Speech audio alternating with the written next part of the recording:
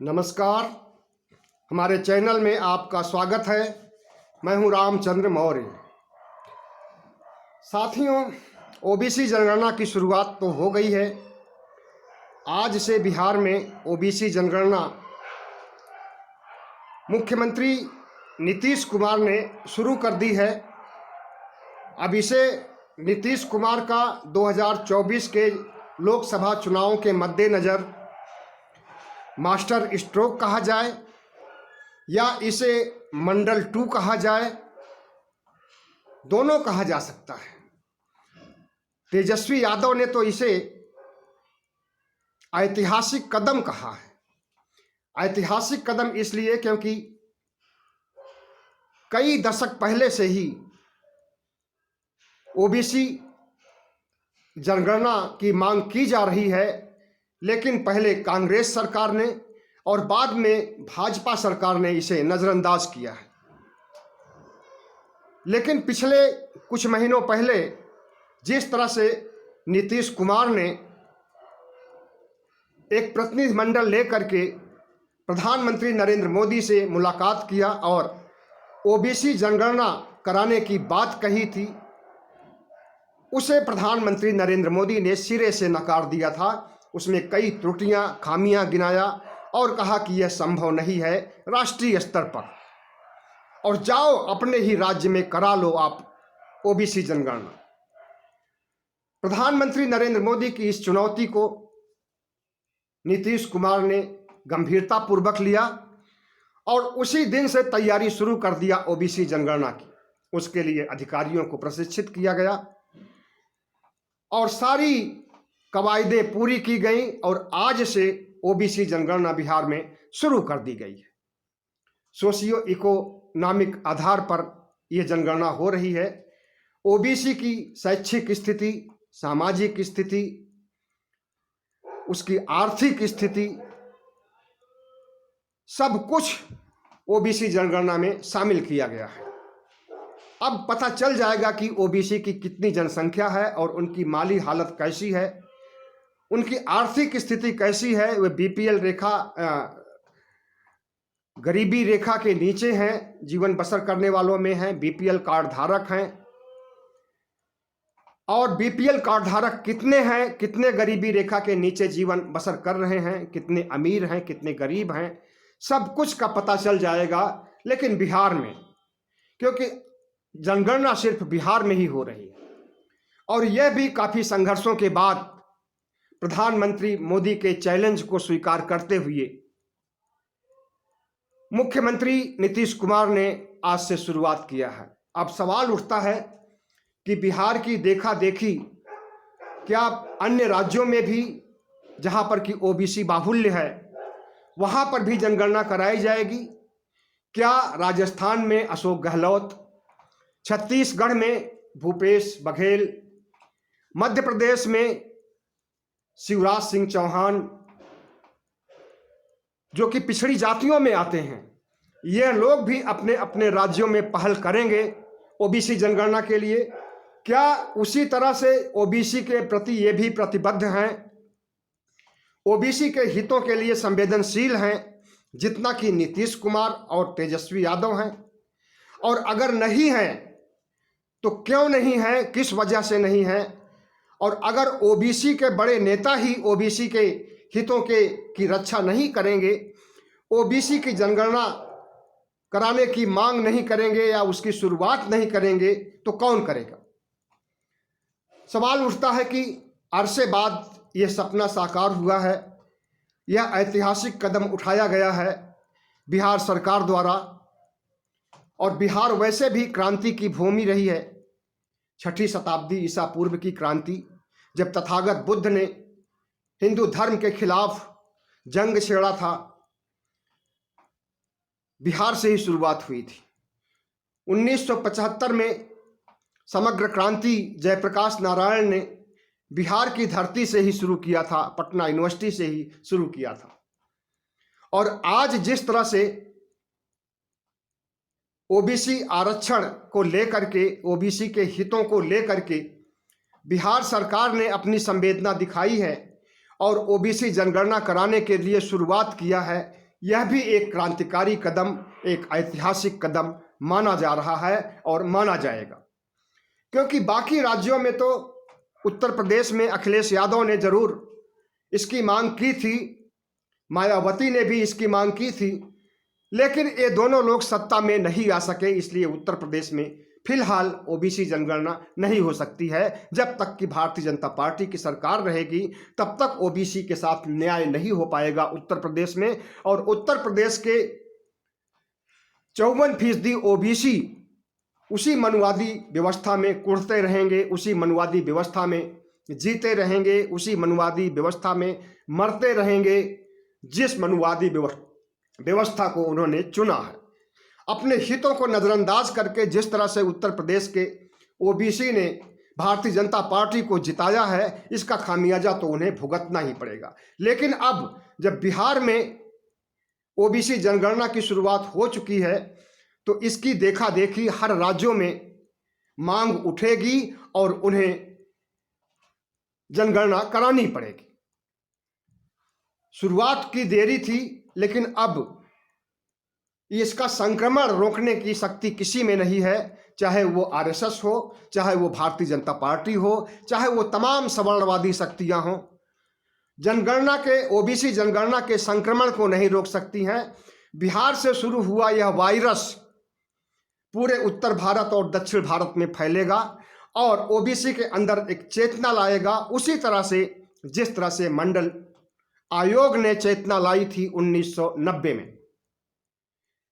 1990 में मंडल आयोग की सिफारिशें बीपी सिंह ने जरूर लागू किया था, जो कि एक क्षत्रिय थे, राजपूत थे, और उन्होंने न सिर्फ मंडल आयोग लागू किया बल्कि बाबा साहब भीमराव अंबेडकर को सम्मानित भी किया था, उन्हें भारत रत्न देने का काम किया था, जो आज तक किसी सत्ता ने नहीं किया था। तो फिलहाल मंडल आयोग से हमें नौकरियां तो मनचाही नहीं मिल सकी हैं, हमें अपना हिस्सा तो नहीं मिल सका है, राजनीतिक स्तर पर भी हमें आरक्षण जितना मिलना चाहिए था उतना नहीं मिल सका है। लेकिन उससे जितनी जागरूकता आई है समाज में, ओबीसी समाज में, तमाम पिछड़ी जातियों, अति पिछड़ी जातियों में जितनी जागरूकता आई है, जितनी चेतना आई है, वह काबिले तारीफ है। और मंडल अगर पहले नहीं आया होता 1990 में, तो आज शायद ओबीसी जनगणना की शुरुआत भी नहीं हो पाती, क्योंकि मंडल की चेतना, मंडल के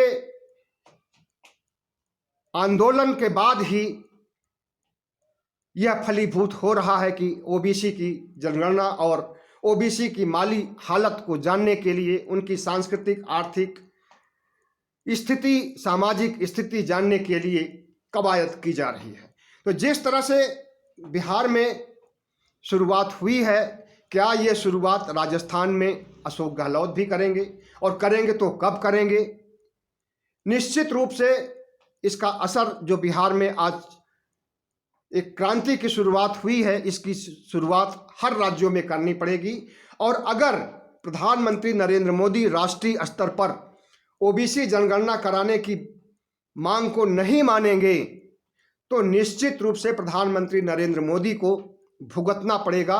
और उनकी हार का, 2024 में उनकी हार का सबसे बड़ा कारण अगर कोई होगा तो वो जातीय जनगणना होगा, क्योंकि इससे 54% से अधिक मतदाता प्रभावित हो रहे हैं। और 54% मतदाता जिधर अपनी नज़र झुकाएंगे या जिधर अपना वोट देंगे, उसी की जीत होगी। प्रधानमंत्री नरेंद्र मोदी भले ही हिंदू राष्ट्र बनाने के लिए हिंदुत्व की प्रयोगशाला पूरे भारत को बना चुके हों और हिंदू राष्ट्र का सपना दिखा रहे हों, और भारतीय संविधान को डस्टबिन में डाल करके, भगवा संविधान को लागू करके संपूर्ण हिंदुओं का वोट हासिल करने की जुगत में हो, लेकिन उनका यह स्वरूप अब लोगों ने पहचान लिया है, खास करके ओबीसी लोगों ने पहचान लिया है कि भारतीय जनता पार्टी और नरेंद्र मोदी का चाल, चरित्र, चेहरा अच्छी तरह से बखूबी समझ लिया है इन 8 साढ़े 8 सालों में। तो निश्चित रूप से इनका हिंदुत्व का प्रयोगशाला का जो कार्ड है वो न चल पाएगा, न इनका हिंदू राष्ट्र का कार्ड चल पाएगा, और न इनका ईडी, आईटी जितनी भी एजेंसियां हैं उनका दुरुपयोग करके विपक्ष को नेस्तनाबूद करने का कार्य चल पाएगा। क्योंकि हिटलर शाही भी एक हद तक हुई थी, फासिज्मवाद भी एक हद तक हुआ था। जहां पर हद खत्म हुआ वहीं पर हिटलर शाही खत्म हो गई थी, वहीं पर फासिज्मवाद भी खत्म हो गया था। तो नरेंद्र मोदी की हिटलर शाही भी 8.5 सालों तक खूब चली है, लेकिन अब 1.5 सालों में इसका खात्मा हो जाएगा। क्योंकि अब ओबीसी जाग चुका है। ओबीसी के बड़े नेताओं ने जो पहल की है उसका असर अंदरूनी स्तर पर पिछड़ी जातियों, अति पिछड़ी जातियों में बहुत तेजी से हो रहा है। या दूसरी भाषा में कहें, वायरस की भाषा में कहें, तो यह वायरस पूरे ओबीसी समाज को संक्रमित कर चुका है। और वह संक्रमण गुड फील देने वाला है, बैड फील देने वाला नहीं है।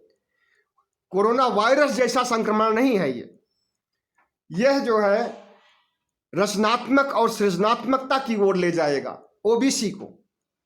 संक्रमण इसे हम इसलिए कह रहे हैं कि जंगल में आग की तरह ओबीसी में चेतना आ रही है, जागरूकता आ रही है।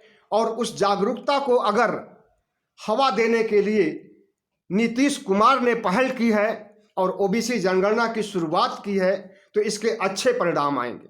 और बिहार में अगर 60% या इससे अधिक ओबीसी जनसंख्या पाई जाती है, तो इसका अर्थ है कि उत्तर भारत के बाकी राज्यों में भी 50 से 60% तक ओबीसी की संख्या हो सकती है। और सभी राज्य चाहेंगे और सभी राज्यों के ओबीसी चाहेंगे, पिछड़ी जातियों, अति पिछड़ी जातियों के लोग चाहेंगे कि जनगणना हो और उन्हें उनकी संख्या का पता चले। लेकिन राष्ट्रीय स्तर पर यह जनसंख्या कैसे पता चलेगी यह तो केंद्र सरकार ही जाने। लेकिन केंद्र सरकार की जो नीतियां हैं, जो रीतियां हैं, जो उसके लटके हैं, जो उसके झटके हैं, जो उसकी सोच है, वो सब कुछ उजागर हो चुकी है कि वो पिछड़ी जातियों के हित में नहीं है। केंद्र सरकार अल्पसंख्यकों के हित में नहीं है, अनुसूचित जातियों, अनुसूचित जनजातियों के हित के लिए नहीं है। वह सिर्फ मुट्ठी भर ब्राह्मणवादी और सवर्ण शक्तियों के लिए काम करना चाहती है। इन्हीं की पार्टी के रूप में वह 1980 से अब तक जानी जाती रही है और इन्हीं के हितों के लिए काम करती है। भारतीय जनता पार्टी के प्रमुख नरेंद्र मोदी भले ही अपने को ओबीसी कहते हैं और 2001 या 2 में उन्होंने जिस तरह से ओबीसी में अपना नाम डलवाया था बिहार की जनसंख्या की सूची में, वो भी काबिल तारीफ है। क्योंकि जिस तरह से नरेंद्र मोदी ने 2001 के पहले सवर्ण होते थे, सवर्ण जातियों में आते थे, बनिया में आते थे, लेकिन जब 2001 में उन्होंने अपने को ओबीसी कानूनी रूप से घोषित किया और दर्ज किया विभाग में जा करके अपने को ओबीसी बता करके, उसके बाद से वे जिस चुनाव में जाते हैं, बिहार हो, उत्तर प्रदेश हो, मध्य प्रदेश हो, राजस्थान हो, जहां जहां भी जाते हैं वहां पर ओबीसी का वोट पाने के लिए अपने को ओबीसी कहते हैं। लेकिन क्या वो ईमानदारी से ओबीसी हैं? ईमानदारी की बात की जाए तो वो आरएसएस के कार्यकर्ता हैं, आरएसएस के प्रचारक हैं। और इस बात को हम नहीं कह रहे हैं, बल्कि प्रधानमंत्री नरेंद्र मोदी ने खुद स्वीकार किया था 2014 में चुनाव जीतने के बाद, प्रधानमंत्री बनने के बाद खुद उन्होंने कहा था कि मैं आरएसएस का प्रचारक पहले हूं और प्रधानमंत्री बाद में हूं। तो जो शख्स आरएसएस का प्रचारक हो और प्रधानमंत्री भी हो और ओबीसी भी हो, अब समझ लीजिए कि कैसे ओबीसी हैं प्रधानमंत्री नरेंद्र मोदी। जो आरएसएस ओबीसी को दोयम दर्जे का इंसान बनाए रखना चाहता है, जो आरएसएस भारतीय जनता पार्टी ने मंडल आयोग का विरोध किया था, जिस समय बीपी सिंह ने मंडल आयोग लागू किया था, उसके बाद ही लाल कृष्ण आडवाणी की रथ यात्रा निकलने लगती है मंडल के काट में। मंडल के प्रभाव को रोकने के लिए लाल कृष्ण आडवाणी ने जिस तरह से रथ यात्रा निकाली थी और उसका विरोध हुआ, बिहार में रोका भी गया, हिंसा भी हुई थी, दंगे भी हुए थे, उसे रोका गया था। उसके बाद से ही भारतीय जनता पार्टी आरक्षण का विरोध कर रही है। लेकिन भारतीय जनता पार्टी भूल जाती है कि ओबीसी के वोट के बिना वो प्रधानमंत्री नहीं बन सकते, और अगर एक बार दो बार बन गए हैं तो तीसरी बार नहीं बन सकते हैं, क्योंकि एक बार दो बार जब बन गए हैं तो उस समय ओबीसी में चेतना नहीं थी। ओबीसी अपने को हिंदू कहता था और ओबीसी मानता था अपने को कि हम हिंदुत्व को आगे बढ़ाना चाहते हैं। लेकिन अब ओबीसी की आंख खुल गई है, और ओबीसी की आंख खोला है ओबीसी के ही बड़े नेताओं ने, खास करके नीतीश कुमार ने, लालू यादव ने, मुलायम सिंह ने, शरद यादव ने। इन लोगों ने ओबीसी को जगाया है और ओबीसी अब जाग गया है। और जब ओबीसी जाग गया है, इस देश की 54% मतदाता जाग गए हैं, तो जिधर ओबीसी की नज़र होगी, जिधर ओबीसी चाहेगा, जिसको ओबीसी चाहेगा उसी को जिताएगा और उसी की सरकार बनेगी, केंद्र में भी और राज्य में भी। तो जिस तरह से प्रधानमंत्री नरेंद्र मोदी ने इनकार किया था राष्ट्रीय स्तर पर ओबीसी जनगणना के लिए, अब उसका खामियाजा उन्हें भुगतना पड़ेगा 2024 के चुनाव में। महंगाई, कोरोना, बेरोजगारी, तमाम समस्याएं तो है ही है, चीन का युद्ध, तमाम समस्याएं या एंटी इनकम्बेंसी, ये तो है ही है प्रधानमंत्री नरेंद्र मोदी के खिलाफ। और अब सबसे बड़ा कारण होगा मोदी की हार का ओबीसी चेतना। ओबीसी के अंदर एकाएक जो उबाल आ रहा है, एकाएक जो मंडल 2 की शुरुआत हो रही है, एकाएक जो ऐतिहासिक कदम उठाया गया है नीतीश कुमार के द्वारा, और इस ऐतिहासिक कदम के साथ उन्होंने पदयात्रा भी शुरू कर दी है, समाधान यात्रा चंपारण से। आज वे चंपारण में हैं और समाधान यात्रा को उन्होंने शुरुआत किया है। यात्राओं का तो पूरे देश में बाढ़ आ गई है। जब से राहुल गांधी की कन्याकुमारी से कश्मीर तक जाने की पदयात्रा शुरू हुई है, उसके बाद से राजस्थान में जनाक्रोश यात्रा, बिहार में कई यात्राएं हो रही हैं, नीतीश कुमार की यात्रा, भारतीय जनता पार्टी के जेपी नड्डा की यात्रा, प्रशांत किशोर की यात्रा, तमाम यात्राएं इस समय काम कर रही हैं। लेकिन अब देखिए, इन यात्राओं से भारतीय जनता पार्टी की नैया पार होने वाली नहीं है। भारतीय जनता पार्टी का जो चाल चरित्र चेहरा है उसे देश ने समझ लिया है। खास करके ओबीसी समाज, एससी एसटी समाज ने अच्छी तरह से समझ लिया है। कोरोना में मारे गए 47 लाख से ज्यादा परिवारों ने समझ लिया है, और भारतीय जनता पार्टी की गलत नीतियों, सांप्रदायिक नीतियों और सांप्रदायिक ध्रुवीकरण से नरसंहार करवाने, हिंदू राष्ट्र बनाने के लिए कस्में खाने और जगह जगह मंदिर बनाने और मंदिर का विकास करने, मंदिरों का जीर्णोद्धार करने, अयोध्या का मामला छेड़ने, अयोध्या का गलत फैसला दिलवाने और वहां पर मंदिर बनाने का काम शुरू किया। उसका विस्तारीकरण करते करते वे काशी कॉरिडोर पहुंच गए, वहां पर मूर्तियां स्थापित की, कॉरिडोर का विकास किया, 700 करोड़ से ज्यादा रुपए पानी की तरफ फेंका। उसके बाद अब मथुरा की तरफ रुख है। काशी में इन्होंने जिस तरह से ज्ञानवापी को हड़पने का काम किया, अभी वो मामला अदालत में लटका हुआ है, जल्दी ही फैसला आएगा और देखा जाएगा कि उस मामले में क्या होता है, हिंदू पक्ष की जीत होती है या मुस्लिम पक्ष की जीत होती है। लेकिन एक मामला शांत नहीं होता है, दूसरा मामला शुरू हो जाता है। किसी तरह से अयोध्या का प्रकरण खत्म हुआ, सुप्रीम कोर्ट का न्याय हुआ, और वो न्याय नहीं बल्कि अन्याय था, एक तरफा था, इसे सारे देश ने देखा है। अयोध्या प्रकरण खत्म नहीं होने पाया कि काशी का प्रकरण, ज्ञानवापी का प्रकरण आ गया। ज्ञानवापी का प्रकरण नहीं खत्म हो पाया, मथुरा का प्रकरण आ गया। अब वहां पर सर्वे कराया जा रहा है, अदालत ने आदेश दिया है सर्वे के लिए। इस देश को हिंदुत्व की प्रयोगशाला बनाने के लिए उज्जैन के काल भैरव मंदिर का विकास किया जा रहा है, नई नई मंदिरें बनाई जा रही, पुरानी मंदिरों का विकास किया जा रहा है, उस क्षेत्र का विकास किया जा रहा है, बद्रीनाथ केदारनाथ का विकास किया जा रहा है, वहाँ पर नई नई मंदिरें बनाई जा रही हैं, भव्य मंदिरें बनाई जा रही हैं, और जो पहले की मंदिरें हैं उनका जीर्णोद्धार किया जा रहा है।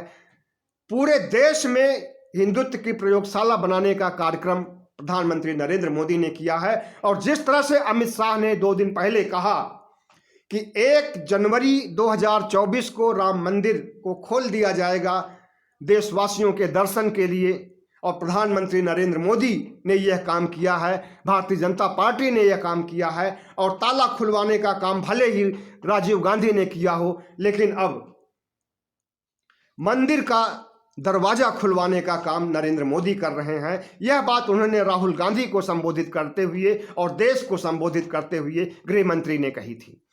तो जाहिर है कि राहुल गांधी पदयात्रा के द्वारा चुनाव जीतना चाहते हैं, तो अमित शाह और नरेंद्र मोदी धार्मिक ध्रुवीकरण और राम मंदिर, कृष्ण मंदिर, शिव मंदिर के एजेंडे से चुनाव जीतना चाहते हैं। लेकिन ओबीसी समाज और पिछड़ी जातियों के लोग और तमाम विपक्षी लोग इन सब मुद्दों को छोड़ करके ओबीसी के हित या एक देश के बहुसंख्यकों के हित के लिए, बहुसंख्यकों में माना जाए तो ओबीसी ही बहुसंख्यक हैं, उनके हितों के लिए अगर कोई प्रयास शुरू हुआ है तो वो नीतीश कुमार ने शुरू किया है, जिसका समर्थन मायावती भी कर रही हैं, मुलायम भी कर रहे हैं, अशोक गहलोत भी कर रहे हैं, भूपेश बघेल भी कर रहे हैं, यहाँ तक कि भारतीय जनता पार्टी के मुख्यमंत्री शिवराज सिंह चौहान भी कर रहे हैं। और उन्हें करना पड़ेगा, क्योंकि अब ओबीसी की आंखें खुल गई हैं और ओबीसी जिसे ही चाहेगा उसे ही राजा बनाएगा। भारतीय जनता पार्टी का चाल चरित्र चेहरा सबके सामने बेनकाब हो गया है कि वो ओबीसी विरोधी है, वह अल्पसंख्यक विरोधी है, वह देश विरोधी है, वो देश को बेच रही है, वो संविधान को नष्ट करना चाहती है, भगवा संविधान लागू करना चाहती है, लोकतंत्र को खत्म करना चाहती है। इस बात को इस देश की जनता समझ गई है। और अब 2024 की तैयारी जिस तरह से सांप्रदायिक ध्रुवीकरण करके अमित शाह मंदिर का दरवाजा खोल करके हिंदुओं को आह्वान कर रहे हैं, उसी तरह से विपक्ष को एक एजेंडा मिल गया है ओबीसी आरक्षण का, और ओबीसी के आरक्षण का मामला उठा करके संपूर्ण ओबीसी समाज को जगाने का काम किया जा रहा है और इन्हीं के वोटों के जरिए केंद्र में सरकार बनाने की पहल की जा रही है। साथ ही भारत जोड़ो यात्रा के तहत नफरत को खत्म करके सांप्रदायिक सौहार्द और अमन चैन कायम करने के लिए, प्रेमपूर्ण जिंदगी को कायम करने के लिए, आपसी सौहार्द जो पहले था उसे वापस लाने के लिए राहुल गांधी का भी प्रयास सराहनीय है। बहुत बहुत धन्यवाद। हमारे चैनल को सब्सक्राइब कीजिएगा, लाइक कीजिएगा और शेयर कीजिए।